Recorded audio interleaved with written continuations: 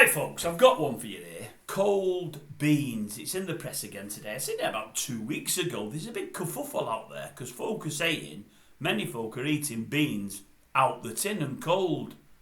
And they're saying it's not right. It's not how they've been made. They're made to be heated up and not in the tin as well. And many folk are saying, I like them cold. What's the problem with that? Anyway, I've seen it in the paper again today and I'll give you the story. I don't think there's a problem either way. I've got no issue either way with it. Well, not saying I'd eat them out the tin, to be honest with you, although it wouldn't bother me. Cold beans, I've had them before. Oh, yes, I have. How do I normally have them? Well, hot, of course. I always have them hot. But I've got a meal for you that I love. Maybe one of you or two of you might try it in time. You might not. But I'll explain the reasoning behind it and how it works out.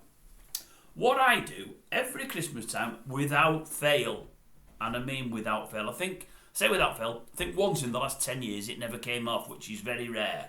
What I do every Christmas time, turkey. Don't know how you feel about turkey, folks. Not the place, no, the food. Many don't like it. Many think it's an acquired taste.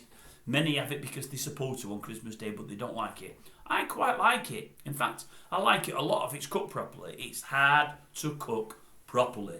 It's hard to keep moist when it's not really moist. To start with, it is a drier meat. But if you can stop it going too dry, I like it. And what I tend to do is this. I keep a good few slices back for Boxing Day, like 4 or 5 slices, decent sized slices as well. And what I do, every Boxing Day at tea time, 5 or 6 o'clock, I have, this is it now, the old jockey's whips, a good plate of chips, not only 1 or 2, a good few. Me 4 or 5 good slices of turkey, not small ones, mind you, not small ones. I don't warm the turkey up. Keep it cold. And cold baked beans. That's it.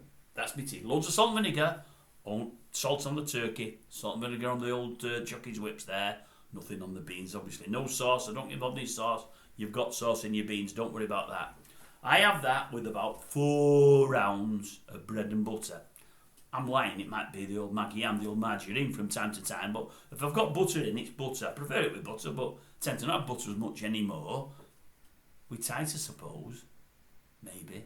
I don't know. Anyway, I love it. That is a crackerjack of a tea, and I look forward to that every Boxing Day. I absolutely love it. You see, having the beans cold and the turkey cold is a lovely, lovely contrast to the very hot chips with salt and vinegar on. And on a butty, it tastes divine. I promise you it does. Honestly. You can't call me until you've tried it. You've got to try it first. I'm telling you now.